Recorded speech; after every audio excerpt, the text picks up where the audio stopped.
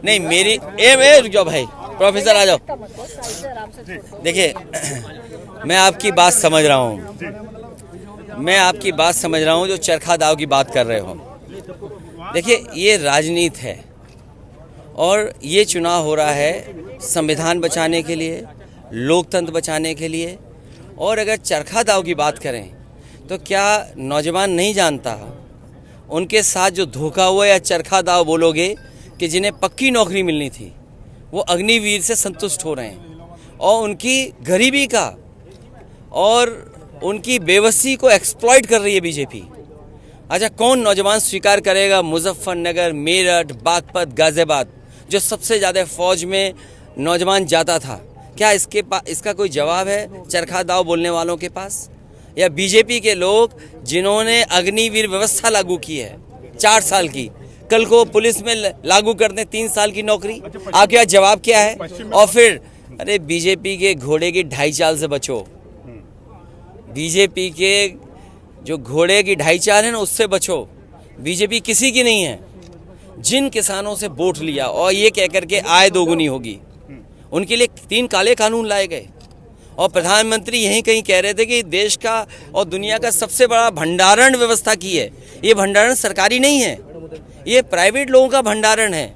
अगर प्राइवेट लोगों के हाथ में भंडारण चला जाएगा तो आप किसान को कौन लाभ पहुंचाएगा? आज गेहूं है, क्या सरकार कीमत दे पा रही है? और जो हमारे किसानों की मांग रही गन्ने की कीमत कितनी होनी चाहिए? क्या हम दूसरे प्रदेशों से पीछे नहीं हैं? आपके बगल के जो प्रदेश हैं क्या उतना रेट हम दे पा रहे हैं? तो इसलिए इन बातों में कुछ नहीं रखा। राजनीति है किसानों को अधिकार दिलाने के लिए, राजनीति है नौजवानों को नौकरी और रोजगार दिलवाने के लिए। राजनीति चरखा दाव के अपने गुण दिखाने के लिए नहीं है, अपनी कमी छिपाने के लिए नहीं है।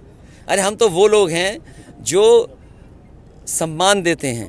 बीजेपी कह रही है कि आप हताशा में घर में बैठ गए। देखिए समाजवादी पार्टी ऐतिहासिक परिणाम के साथ इस बार जीतेगी उत्तर प्रदेश, और आप खुद महसूस कर रहे हैं कि इस बार जो पश्चिम से हवा चलने जा रही है, जो समाजवादियों और इंडिया गठबंधन के पक्ष में है, वो आखिरी कोने तक आपको ऐतिहासिक वोटों की और ऐतिहासिक सीटें जीतेगी। मेरठ में टिकट क्यों बदले इतनी बार? अरे बदला इसलिए कि हमें जीतना है।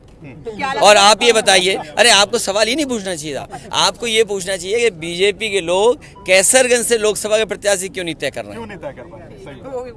क्योंकि यहाँ की आप बताइए ना क्यों नहीं तय कर पा रहे? जो सवाल हमसे पूछ रहे हैं छेड़छाड़ करने वालों के साथ, वो मैं कुछ नहीं कहना चाहता। ये सवाल बीजेपी से पूछना चाहिए कि आखिरकार कुछ सीटें बीजेपी क्यों नहीं तय कर पा रही है। और फिर आप बताइए आय दोगुनी होगी किसानों की, क्या यहाँ का नौजवान स्वीकार करेगा अग्निवीर? क्या ओल्ड पेंशन स्कीम? दलित प्रत्याशी दिया है मेरठ में, आपने दलित प्रत्याशी दिया है, दलित प्रेम उमड़ गया है। नहीं हमारा दलितों के घर भोजन कर रहे हैं मेरठ में। ये कोई पहली बार नहीं कर रहे हैं। नेताजी ने मान्यवर काशीराम जी को इटावा से अपने होम टाउन, मेरी अपनी नेटिव प्लेस से उन्हें लोकसभा भेजा। तो ये कहना कि आज प्रेम किसी के प्रति नहीं, ये लड़ाई बहुत बड़ी और पुरानी लड़ाई है। जो कभी लड़ाई चौई चंद सिंह जी लड़ते थे, उनका सम्मान ये था कि हर जाति बिरादरी के लोग उन्हें अपना नेता मानते थे। भैया आप चुनाव लड़ेंगे, तारीख तो आने दो। अभी संशय बना रहे। अच्छा दूसरी बात ये सत्ता पक्ष पार्टी कह रही है कि उन्होंने 25% लोग गरीबी से ऊपर उठाए। अरे जिस देश में 80 करोड़ लोगों को राशन मिल रहा हो, राशन पे जीवन यापन कर रहे हो, क्या देश विश्व गुरु बनेगा? और जो विकसित भारत की यात्रा चली है, विकसित भारत के कार्यक्रम चले हैं, अगर प्रधान मदद नहीं करते, प्रधान पैसा न देते तो विकसित यात्रा भी ठप हो जाती। बिल्कुल सही। अच्छा केशव प्रसाद मौर्य कमेंट कर रहे हैं लगातार सपा के साथ। देखिए वो नहीं, आप मुख्यमंत्री जी क्या भाषा का इस्तेमाल कर रहे हैं, क्या भाषा का इस्तेमाल कर रहे हैं? सोचिए, वो कह रहे हैं जाने क्या क्या कह रहे हैं, क्या कह रहे हैं, उनकी भाषा क्या